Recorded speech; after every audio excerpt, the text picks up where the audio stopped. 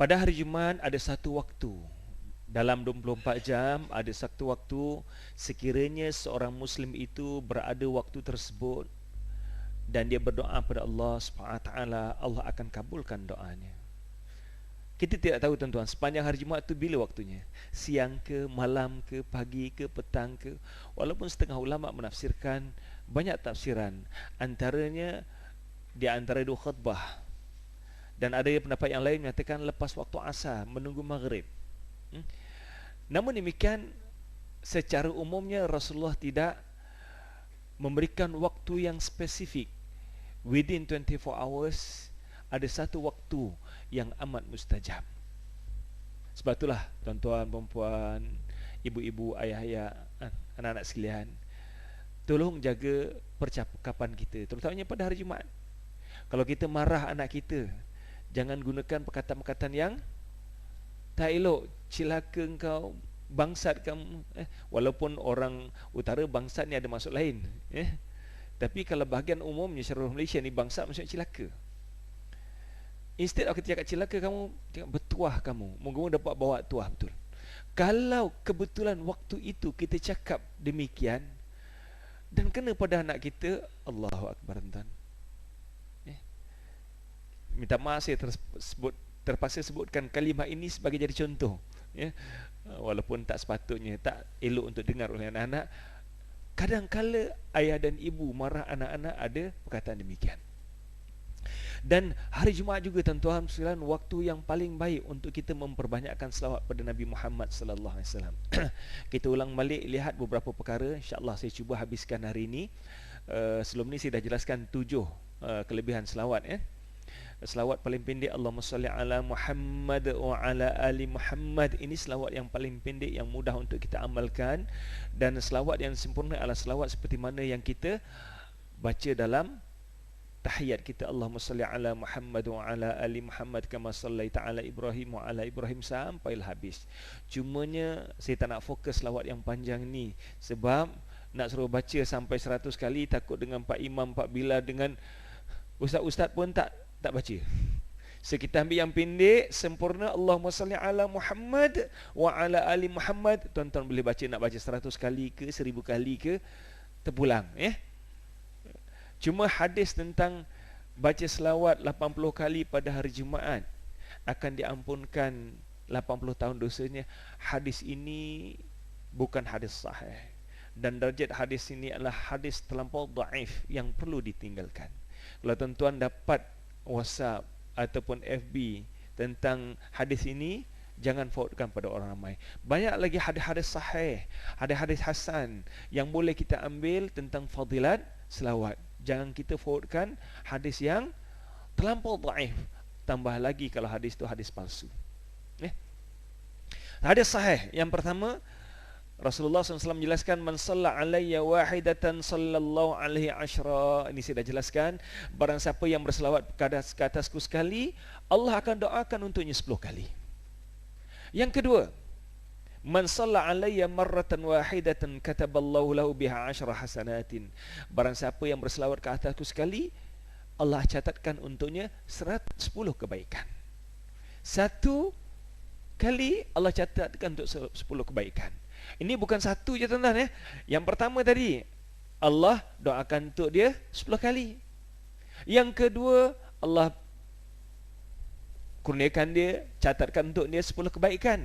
Yang ketiga, Allah catatkan untuknya, Allah padamkan untuknya 10 dosa. Siapa di kalangan kita yang tak pernah melakukan dosa tuan-tuan? Semua kita berdosa, ada dosa. Kullu bani Adam khatta'un wa khair khatta'in at-tawwabun. Setiap anak Adam melakukan dosa, dan sebaik-baik orang melakukan dosa ialah orang yang bertaubat. Dan sekali kita berselawat, Allah padamkan 10 dosa kita. Rugi tuan-tuan kalau kita tak amalkan. Kadang-kala sementara orang nak tidur, dia tak tahu nak buat apa. Baca buku alhamdulillah, kadang menyanyi, dekat tandas pun nyanyi. Cuma saya tak suruh berselawat dalam tandas. Bayangkan tuan-tuan muslimin, bawa kereta kita, Ramai orang boleh menyanyi, buat kerja sambil menyanyi. Why not? Luangkan waktu sebahagiannya untuk kita berselawat. Sekali kita berselawat, 10 dosa Allah ampunkan. Bayangkan kalau kita berselawat 100 kali satu hari, tuan-tuan, berapa banyak dosa yang Allah ampunkan untuk kita. Yang keempat, Allah tingkatkan 10 darjat untuk kita. Hadis ini dijelaskan oleh Jibril pada Nabi Muhammad SAW, di mana Jibril menjelaskan, man shalla alaika min ummatika salatan kataballahu lahu 10 hasanatin wa maha anhu 10 sayyiatin wa rafa'a lahu 10 darajatin.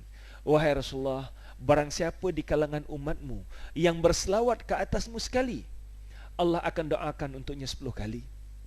Allah akan padamkan untuknya 10 dosa. Allah akan catatkan untuknya 10 kebaikan. Kita dapat 4 ni, sekali selawat. Yang pertama, Allah doakan untuk dia 10 kali. Yang kedua, Allah catatkan 10 pahala. Yang ketiga, Allah padamkan 10 dosa. Yang keempat, Allah tingkatkan 10 darajat. Yang kelima, Rasulullah SAW menjelaskan, inna awlan nasi biyaumil qiyamati aktsaruhumun nas alayya salatan. Orang yang paling rapat dengan aku pada hari kiamat dalam syurga Allah SWT, orang yang paling banyak berselawat. Tuan-tuan sekalian, kalau tanya setiap seorang kalangan kita, semua nak bersama dengan Nabi dalam syurga kan? Bukan syurga darjat bawah, tuan-tuan. Nak gambarkan kalau kita duduk kat hotel, hotel ni ada darjat-darjatnya, rumah tumpangan biasa, hotel yang tak ada bintang, hotel 3 bintang, hotel 4 bintang, hotel 5 bintang, 6 bintang, 7 bintang. Bahkan hotel 7 bintang pun ada different dia, harga sampai 150,000 satu malam. Tak sama hati. Demikian juga syurga. Banyak tingkatan-tingkatan syurga yang ada. Dan tingkatan yang paling tinggi ialah syurga yang didiami oleh Rasulullah SAW. Orang yang paling banyak berselawat, orang bersama Nabi dalam syurga Allah SWT. Rugi, amat rugi kalau kita tidak lakukan. Ya. Yang keenam, orang yang berselawat ke atas Rasul akan mendapat doa daripada para malaikat. Rasulullah SAW bersabda, ma min abdin yusalli alayya illa salat alaihi malaikatu madama yusalli alayya falyaqul lil abdu fayaqul lil abdu min dhalik fayaqul malaikat menjelaskan, ya, barang siapa yang berselawat ke atas Nabi ini, malaikat akan doakan, falyakul al-abdu min dhalika aw yakthur. Barang siapa yang berselawat ke atasku, kata Rasulullah SAW, malaikat akan doakan untuknya. Lalu malaikat berkata, untuk orang ni seperti mana yang didoakan ataupun lebih banyak. Selagi mana kita berselawat, kalau kita berselawat selama 10 minit, selama itulah malaikat doakan untuk kita. Ini saya dah jelaskan dulu, ya. Taib. Yang ketujuh, beroleh syafaat bagi siapa yang berselawat dan memohonkan wasilah untuk Nabi Muhammad SAW selepas azan. Ini mungkin poin yang terakhir yang saya jelaskan pada bulan lepas. Selepas azan, setiap kali muazzin melawangkan azan, kita jawab seperti mana yang dilawangkan. Melainkan hayya 'alas salah, hayya 'alal falah, kita sebut la haula wala quwata illa billah. Kemudian la ilaha illallah, kita pun sebut la ilaha illallah. Kemudian kita selawat sekali pada Nabi Muhammad sallallahu alaihi wasallam. Barang siapa yang melakukan demikian, faman sa'alil wasilah hullat alaihi syafa'ah. Barang siapa yang meminta wasilah kepada Allah SWT untuk Nabi Muhammad SAW, akan mendapat syafaat Nabi di akhirat nanti. Benda yang mudah, tuan-tuan, tapi tak ramai orang buat. Ramai di kalangan kita yang bila Bilal sebut la ilaha illallah, kita pun la ilaha illallah Allahumma rabb hadhihi da'wati tammah. Cuba sekarang bermula pada hari ini kita ubah la ilaha illallah, kemudian selawat dulu, Allahumma salli ala Muhammad wa ala ali Muhammad, kemudian baru sambung baca doanya Allahumma rabb hadhihi da'wati tammah wassalatil qa'imah sampailah habis. Baik. Yang ke-8, kelebihan selawat pada hari Jumaat. Inna min afdali ayyamikum yawmal jum'ati fihi khuliqa Adam wa fihi qubida wa fihi nafkhatu wa fihi sa'qatu faktharu alayya minas salati fihi fa inna salatakum ma'dhuratun alayya. Sungguhnya hari yang paling mulia di kalangan kamu ialah hari Jumaat. Hari Jumaat Nabi Adam diciptakan. Pada hari Jumaat Nabi Adam diwafatkan. Dan pada hari Jumaat ditiupkan sangkakala. Dan pada hari Jumaat semua manusia akan dimatikan. Fakthiru alayya minas salati. Oleh itu perbanyakkanlah wahai umat Islam untuk berselawat ke atasku, kata Nabi Muhammad SAW pada hari Jumaat. Fa inna salatakum ma'rudatun alayya. Sungguhnya selawat kamu akan dibentangkan oleh Allah SWT padaku, pada Nabi Muhammad SAW. Lalu sahabat pun bertanya, ya, wahai Rasulullah, Rasulullah dah wafat, Rasulullah dah binasa, macam mana selawat ini dibentangkan pada kamu? Masa itu Rasulullah belum wafat lagi. Tapi para sahabat menggambarkan orang-orang yang lalu meninggal semuanya habis dah mati, tinggal tulang belulang. Cumanya ada manusia tertentu yang masih lagi jasadnya kekal, tuan-tuan. Antaranya Fir'aun. Fir'aun ketika mana dia lemas, amantu bi ilahi alladhi amanat bihi Banu Israel. Aku beriman dengan Tuhan yang diimani oleh Bani Israel. Lalu Allah menemplak Fir'aun. Al-an wahal Fir'aun, jazakallah khairan, sakallahu man saqana. Sekarang saya jawab, Fir'aun, kamu nak beriman? Sebelum ini kamu melakukan kerosakan. Fal yawma nunajjika bi badanika litakuna man khalfaka ayah. Pada hari ini kami selamatkan jasad kamu. Satu benda yang unik, tuan-tuan. Seorang doktor medik, Dr. Maurice Bucaille daripada Perancis, yang dipertanggungjawabkan untuk mengkaji mami-mami yang ada di Mesir. Dan beliau mendapati bahawa salah seorang Fir'aun yang mati, Fir'aun ni bukan nama orang, tuan-tuan, ya. Fir'aun adalah jawatan, macam kita yang Tan Agong. Bukan Agong tu Fir'aun. Maksudnya jawatan agung tu. Fir'aun lah macam jawatan agung, satu jawatan. Jadi banyak Fir'aun. Dalam sejarah Mesir ni banyak Fir'aun. So di antara Fir'aun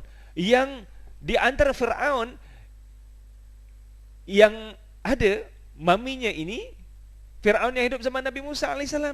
Dan Dr. Maurice Bucaille mendapati bahawa tubuhnya itu dipenuhi dengan kesan-kesan garam sebab lemas dalam laut.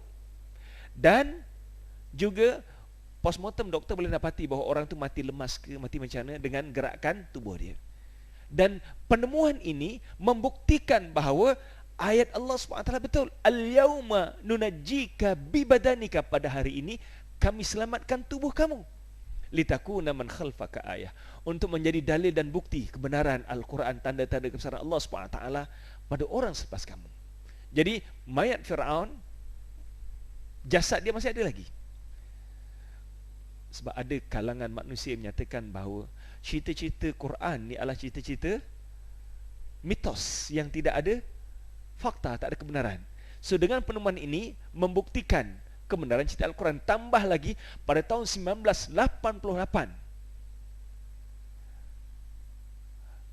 kereta kuda Fir'aun ditemui dalam laut. Baru ditemui pada tahun 1988. Dan ia membuktikan bahawa memang ada insiden itu berlaku. Kereta kuda Fir'aun, dan dijumpai juga tulang belulang manusia ada kat situ. Cuma jasad Fir'aun tak ada. Allahu Akbar. Tuan-tuan sekalian, ini satu mukjizat Al-Quran yang baru ditemui, ya, pada abad ini. Jadi sahabat bertanya, ya Rasulullah, macam mana selawat kami dibentangkan kepada kamu sedangkan Rasulullah wafat dan tubuh Rasulullah dah binasa, tak ada lagi batang tubuh Nabi. Lalu Rasulullah SAW menjawab, faqal inna Allah azza wa jalla harrama 'alal ardi ajsadal anbiya. Sungguhnya Allah SWT mengharamkan tanah untuk memakan jasad para anbiya. Jadi selain jasad Fir'aun ni, jasad para anbiya juga tidak dimakan oleh tanah. Demikian juga jasad para syuhada. Jasad para syuhada pun tidak dimakan oleh tanah. Ada kisah yang berlaku, diceritakan sendiri oleh pensyarah yang mengajar saya di UAE Pakistan dahulu. Ketika mana beliau bersama dengan mujahidin, tentera Mesir, Syria dan Jordan berhadapan dengan tentera-tentera Israel. Peperangan berlaku pada tahun 1966-67. Kawan beliau meninggal syahid ketika itu, dan beliau sendiri luka perutnya, koyak perut dia, usus kata keluar, dia tunjukkan perut dia koyak. Selepas 3 tahun, kerajaan Syria, mereka yang syahid dikuburkan di Syria ketika itu. Selepas 3 tahun, kerajaan Syria nak gunakan tanah itu sebagai tanah pembangunan, dan kubur-kubur ini dipindahkan di tempat lain. Sewaktu kubur sahabat beliau ini digali, terkena bunyi cangkul, terkena dekat tulang. Apabila digali, rupanya bukan tulang, kaki tu masih elok, jasad tu masih elok lagi, tidak dimakan oleh tanah. So ini nak gambarkan bahawa ada beberapa orang, termasuk para anbiya, yang jasadnya tidak dimakan oleh tanah. The key point nombor 8 ni tuan-tuan, Rasulullah pergalakkan kita berselawat terutamanya pada hari Jumaat. Perbanyakkan selawat pada hari Jumaat, sebab selawat kita pada hari Jumaat akan dibentangkan oleh Allah SWT kepada Nabi Muhammad SAW. Hadis yang diriwayatkan oleh Baihaqi, "Aktsiru alayya minas salati fi kulli yaumi jum'atin, fa inna salata ummati tu'radu alayya fi kulli yaumi jum'atin, faman kana aktsarum alayya salatan kana aqrabahum minni manzilatan." Wahai manusia, perbanyakkanlah berselawat ke atasku pada hari Jumaat. Sungguhnya selawat kamu padaku pada hari Jumaat akan dibentangkan padaku setiap hari Jumaat. Dan orang yang paling banyak berselawat ke atasku adalah orang yang paling tinggi bersamaku kedudukannya di akhirat nanti. Amat rugi tuan-tuan kalau kita tak amalkan benda yang mudah, kan? It is easy to do, and unfortunately it is also easy not to do. Benda yang mudah untuk kita buat, dan malang juga tuan-tuan, dia mudah untuk kita tinggalkan. Dan lebih malang pada itu, ramai orang yang meninggalkannya tuan-tuan. Ramai orang tak ambil kisah. Benda yang sepatutnya kita perbanyakkan, kita lakukan, tapi oleh kerana seeing is believing, ini pepatah yang selalu kita pegang, nampak baru percaya. Ganjaran ni tak nampak di dunia tuan-tuan. Hanya orang yang yakin, orang beriman, memperbanyakkan. Liyabluwakum ayyukum ahsanu amala. Allah nak uji siapa di kalangan kamu yang benar-benar percaya, yakin pada janji Allah SWT. Yang ke-9, orang yang banyak berselawat, Allah cukupkan keperluan dia di dunia, dan Allah ampunkan dosanya. Kisah ini diceritakan oleh Ubay bin Ka'ab. Ubay bin Ka'ab bertanya pada Rasulullah SAW. Saya pendekkan hadis ini tuan-tuan sebab masa waktu agak pendek ni.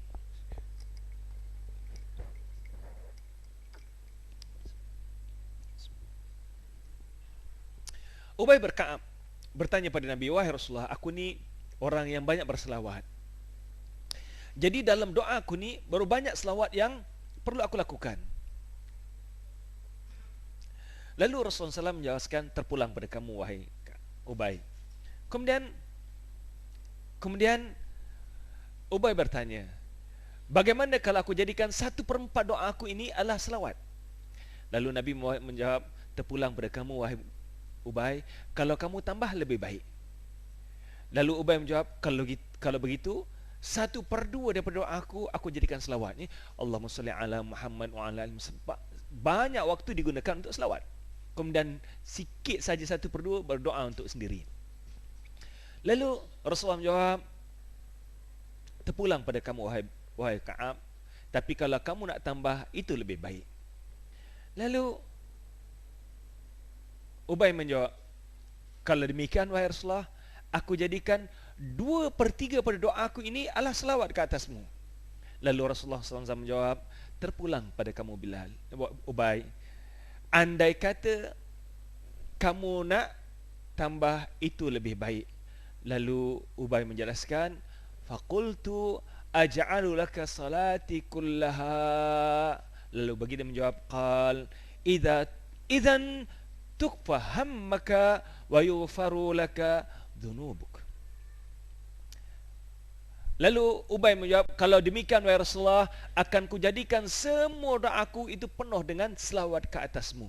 Lalu baginda menjelaskan, kalau demikian itulah yang kamu lakukan wahai Ubay, sungguhnya Allah akan mencukupkan apa yang kamu ingini dan Allah akan ampunkan dosa-dosa kamu. Jadi tuan-tuan sekalian, Ubay menjadikan doa dia itu hanyalah selawat. Kita biasa berselawat, berdoa ni kita selawat 1-2 kali, kita tutup dengan selawat. Tapi Ubay jadikan sepanjang doanya itu selawat, dan Nabi menjanjikan sekiranya inilah yang kamu lakukan wahai Ubay, Allah akan penuhi segala keperluan kamu dan Allah ampunkan segala dosa-dosamu. So, apa yang boleh kita ambil di sini ialah orang yang banyak berselawat ke atas Nabi, Allah akan penuhi keinginan dan kehendak dia. Yang kedua, Allah akan ampunkan segala dosa-dosanya. Tuan-tuan sekalian, kita ni banyak keperluan, keinginan, ya, banyak hajat di dunia ini. Perbanyakkan selawat ke atas Nabi. Perbanyakkan selawat ke atas Nabi. Contohnya anak tuan-tuan nak ambil UPSR, nak ambil PT3, nak ambil SPM tahun ni. Perbanyakkan selawat ke atas Nabi. Moga-moga Allah berikan kemudahan bagi anak kita, mudah belajar, mudah jawab soalan, berjaya dalam peperiksaan. Ini contoh yang lain, ya. Baik. Yang ke-10, mendapat syafaat Nabi pada hari kiamat nanti. Setiap orang mendambakan syafaat Nabi. Ada syafaat Nabi ini untuk semua manusia. Ada syafaat Nabi khas untuk umat dia sendiri. Syafaat Nabi untuk seluruh manusia ialah syafaat untuk mempercepatkan hisab.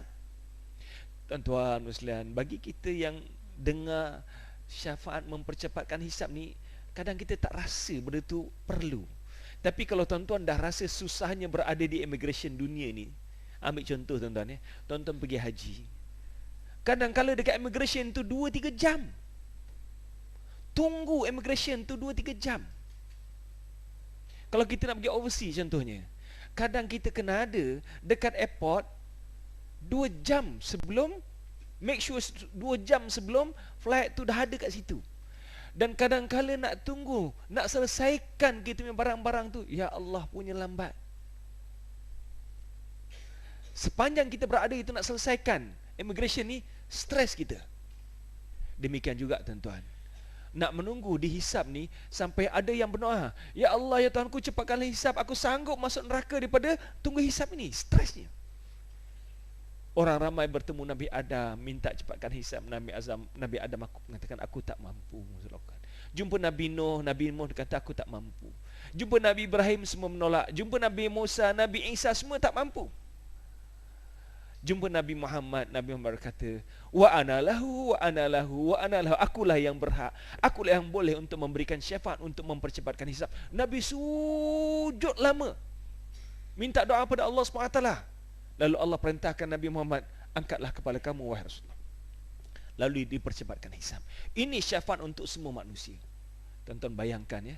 Tuan-tuan bayangkan, contoh yang mudah lah. Kita naik bas, mungkin anak-anak muda sekarang dah agak kurang rasa. Dulu tahun 70-an, 80-an kita naik bas. Kalaulah janji bas tu pukul 10, tiba-tiba bas lambat sampai pukul 12. Kita tunggu. Saat menunggu bas ni, stres. Tak payah 2 jam lah tuan, setengah jam kita tunggu pun dah stres dah. Apatah lagi dulu tak ada handphone, tak ada telefon. Kita dah janji dah hantar surat kampung, ayah tunggu dekat bus stop. Ayah pula tunggu, bah tak sampai-sampai. Oh, stres kita. Kemudian syafaat yang lain, syafaat Rasulullah berikan air pada telaga Kautsar. Syafaat memasukkan syurga tanpa hisab. Syafaat dipermudahkan hisab. Syafaat masukkan syurga orang yang dah sepatutnya masuk dalam neraka, diselamatkan masuk dalam syurga. Syafaat untuk mengeluarkan ahli neraka ke dalam syurga. Ini semua kita menambahkan syafaat Nabi. Moga-moga Rasulullah berikan syafaat kepada kita. Dan Rasulullah SAW, hadis darjat ni hadis sahih daripada Abdullah bin Amr, man salla alayya aw sa'ala lil wasilah, man salla alayya aw sa'ala lil wasilah huffat alaihi syafaati yaumal qiyamah. Barang siapa yang berselawat ke atasku ataupun mohon pada Allah SWT agar Allah gunakan wasilah untukku, maka dia sungguhnya akan mendapat syafaatku di akhirat nanti. Tuan sekalian, perbanyakkan selawat. Ya, perbanyakkan selawat. Allahumma salli ala Muhammad wa ala ali Muhammad. Yang ke-11, doa yang dimulakan dengan selawat akan dimakbulkan oleh Allah SWT. Doa yang dimulakan dengan selawat akan dimakbulkan oleh Allah SWT. Saya pendekkan cerita, saya tak baca detail hadis ni panjang. Kisah ni begini tuan-tuan, diceritakan oleh sahabat Nabi. Ketika mana mereka bersama dengan Rasulullah SAW, tiba-tiba ada seorang sahabat yang datang lewat. Lalu dia sembahyang. Dia dah habis sembahyang jemaah, dia baru sampai. Dia sampai sembahyang, lepas sembahyang saja dia pun terus berdoa pada Allah SWT. Allahumma adkhilnil jannah, ya Allah ya Allah ya Tuhan kami, masukkanlah aku dalam syurga. Lalu Rasulullah tegur, wahai fulan, kamu tergesa-gesa. Sepatutnya puji Allah dulu. Puji Allah, bertahmid, bertasbih dahulu, bertakbir dahulu, puji Allah, kemudian berselawat ke atasku, barulah berdoa. Tak lama lepas tu datang seorang lelaki yang lain sembahyang. Lepas sembahyang dia pun fahamidallah wa salla ala nabi sallallahu alaihi wasallam, faqala nabi sallallahu alaihi wasallam ayyuhal musalli ud'u tujab. Datang seorang lelaki yang lain lepas sembahyang, dia pun bertasbih pada Allah, memuji Allah SWT, kemudian berselawat, lalu dia berdoa. Kemudian Nabi Muhammad SAW pun menegur lelaki ini, wahai orang yang bersolat, berdoalah kamu, nasya doa kamu akan dimakbulkan oleh Allah SWT. Maksudnya apa tuan-tuan?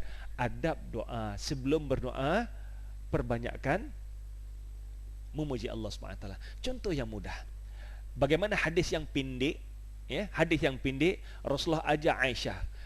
Aisyah bertanya pada Rasulullah, ya Rasulullah, andai kata aku bertemu malam qadar, apa yang perlu aku baca? Cuba tengok apa yang Nabi ajar. Nabi ajar Aisyah, tuan-tuan dah hafal lah doa ni kan? Allahumma innaka afuun karim, ya Allah ya Tuhanku, engkau ni maha pengampun, al-karim, maha pemurah.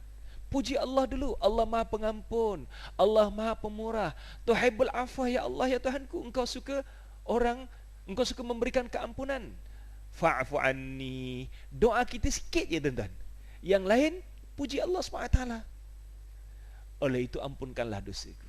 Jadi adab berdoa supaya doa kita dikabulkan oleh Allah SWT, puji Allah, banyak puji Allah, kemudian berselawat, kemudian barulah berdoa untuk kita. Dan lebih afdal tuan-tuan, kita doakan untuk orang lain dahulu. Doakan untuk mak bapak kita, doakan untuk saudara-saudara kita, last sekali baru doakan untuk kita. Sebab bila kita doakan untuk orang lain, malaikat akan doakan untuk kita. Ya Allah, untuk dia. Kalau kita doakan untuk sahabat kita, malaikat akan doa, ya Allah ya Tuhanku, kurniakanlah untuk orang ni seperti mana yang didoakan untuk sahabat dia. Azan loh, okay, kita beri azan loh.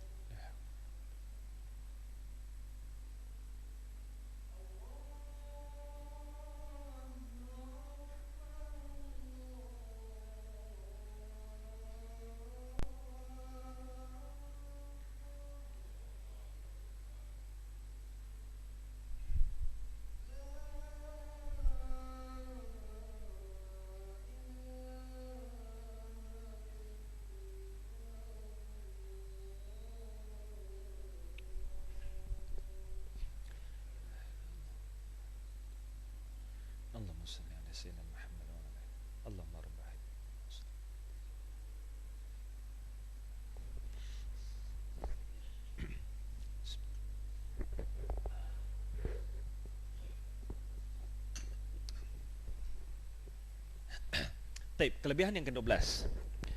Kelebihan yang ke-12, Rasulullah sujud syukur ke atas nikmat yang diberikan oleh Allah SWT kepada hambanya yang banyak berselawat ke atas Nabi. Rasulullah sujud, sampai Rasulullah sujud syukur, tanda syukur kelebihan ini. Satu ketika diceritakan oleh Abdurrahman bin Auf, ya. Abdurrahman bin Auf menceritakan kisah dia melihat Rasulullah SAW dalam masjid, sehinggalah Rasulullah sujud begitu lama, dan timbul kebimbangan pada Abdurrahman bin Auf. Rasulullah wafat dalam keadaan sujud, sehinggalah Abdurrahman bin Auf dekat dengan Rasulullah, tunggu Rasulullah angkat kepala. Ketika mana Rasulullah angkat kepala, dia sedar Abdurrahman bin Auf menanti beliau. Lalu baginda bertanya, kenapa kamu wahai Abdurrahman? Lalu Abdurrahman menjelaskan, wahai Rasulullah, Rasulullah sujud terlampau lama, aku bimbang Rasulullah wafat dalam keadaan sujud. Lalu Rasulullah SAW menjelaskan, sungguhnya Jibril datang padaku lalu berkata, ala ubashiruka anna Allah azza wa jalla yaqul man salla alayka sallaitu alaihi wa man sallama alayka sallamtu alaihi fasajadtu lillahi syukra. Jibril menjelaskan bahawa Allah telah pun menjelaskan pada malaikat Jibril, wahai Rasulullah, sekiranya ada orang yang berselawat ke atasku, aku akan berselawat ke atasnya. Aku ni maksudnya Allah SWT. Barang siapa yang berselawat ke atas kamu, aku akan berselawat ke atas kamu, ke atas orang itu. Dan barang siapa yang memberi salam pada kamu, wahai Rasulullah, aku akan memberi salam kepadanya. Maksudnya Allah akan memberikan, mendoakan untuknya. Lalu baginda sujud syukur dengan kelebihan ini. Tuan-tuan sekalian, nikmat ini, kelebihan ini hanya Allah berikan pada umat Nabi Muhammad sallallahu alaihi wasallam. Tidak ada nas yang menyatakan bahawa bagi orang Kristian yang menyebut nama tentang Jesus, Nabi Isa, lalu diperlakukan seperti mana apa yang dilakukan oleh Allah SWT pada umat Nabi Muhammad sallallahu alaihi wasallam. Saya laju sikit, saya cuba berhenti sebelum ke-9. Yang ke-13, kelebihan yang ke-13, selawat menjauhkan seorang itu pada kehinaan. Hadis ini pendek. Raghima anfu rajulin dzukirtu indahu falam yusalli alayya. Terhinalah, cilakalah orang yang namaku disebutkan depannya tapi dia tidak berselawat padaku. Jadi tuan-tuan sekalian, bila kita dengar nama Nabi Muhammad SAW, jawab Allahumma salli ala Muhammad, supaya terjauh kehinaan di wajah kita. Dan Rasulullah SAW menjelaskan, raghima anf rajulin dzukirtu indahu falam yusalli alayya. Terhinalah, cilakalah seorang itu yang namaku disebutkan padanya tetapi dia tidak berselawat padaku. Allahumma salli ala Muhammad wa ala ali Muhammad. Hadis diriwayatkan oleh Imam Tirmizi. Darjat hadis ini hadis hasan. Yang ke-14, orang yang berselawat, orang yang tidak berselawat dianggap orang yang paling bakhil, orang yang paling kedekut. Rasulullah SAW bersabda, al-bakhilu alladhi man dzukirtu indahu falam yusalli alayya. Al-bakhilu, Rasulullah SAW bertanya pada para sahabat. Hadis ini jelaskan oleh Abu Talib. Hendakkah kamu tahu siapakah orang yang paling bakhil? Siapa orang paling kedekut? Bila kita tanya kat sini kan, tahu tak siapa kat sini orang paling kedekut? Jadi nak jawab pun serba salah kan? Siapa orang paling kedekut kat sini? Sahabat nak jawab pun serba salah. Jadi Rasulullah SAW menjelaskan, al-bakhilu alladhi man dzukirtu indahu falam yusalli alayya. Orang paling bakhil ialah orang yang apabila namaku disebutkan depannya, dia tidak berselawat ke atasku. Jadi perbanyakkan selawat tuan-tuan, moga dijauhkan kehinaan pada wajah kita, dijauhkan ciri kebakhilan pada diri kita. Sebut je nama Nabi Muhammad SAW, sama Allahumma salli ala Muhammad wa ala ali Muhammad. Last sekali tuan-tuan, last sekali. Yang ke-15, Rasulullah SAW menjelaskan mana-mana majlis yang tidak disebutkan, tidak adakan selawat pada Nabi Muhammad sallallahu alaihi wasallam, hadis itu hadis yang penuh penyesalan di akhirat nanti. Ma jalasa qaumun majlisan lam yadhkurullaha fihi wa lam yusallu alayya. Mana-mana majlis, barang siapa yang duduk dalam satu majlis dan dalam majlis itu mereka tidak mengingati Allah SWT dan mereka tidak berselawat ke atasku, walam yusallu ala nabiyihim, dan mereka tidak berselawat ke atas nabi mereka, iaitu Nabi Muhammad SAW, illa kana alaihim tiratan fa in syaa'a 'adzabahum wa in syaa'a ghafara lahum, melainkan majlis itu adalah majlis yang penuh kedukacita dan kesedihan di hari akhirat nanti.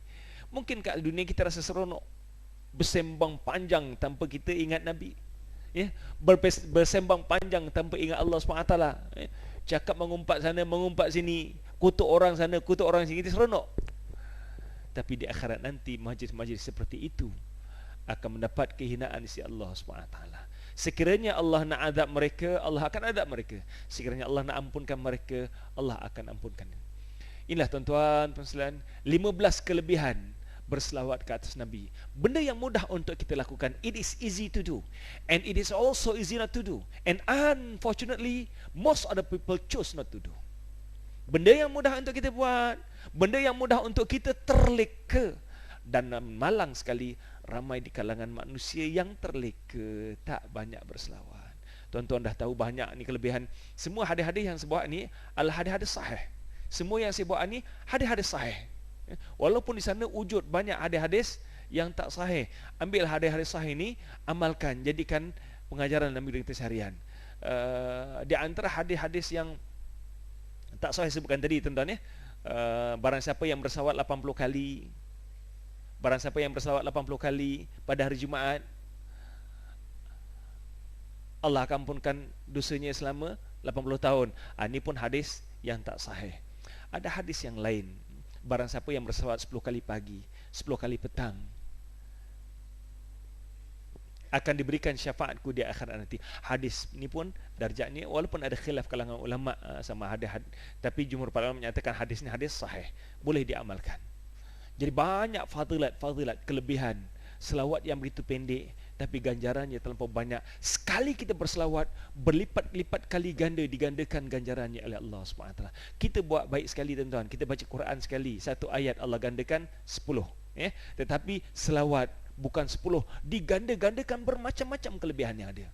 Jadi tuan-tuan, perempuan sekalian, anak-anak yang ada sekalian, jangan lupa perbanyakkan selawat dalam hidup kita. Allahumma salli ala Muhammad wa ala ali Muhammad. Cuba mulakan malam ni tuan-tuan sekalian, sebelum tidur selawat 10 kali. Biasakan sebelum kita tidur kita selawat, dan kita tidur dalam keadaan kita banyak berselawat Allahumma salli ala sayyidina Muhammad sampai kita tidur. Moga-moga kita semua akan mendapat syafaat daripada Nabi Muhammad SAW di akhirat nanti. Wallahu a'lam bissawab. Aku qouli hadza wa astaghfirullahalazim lakum.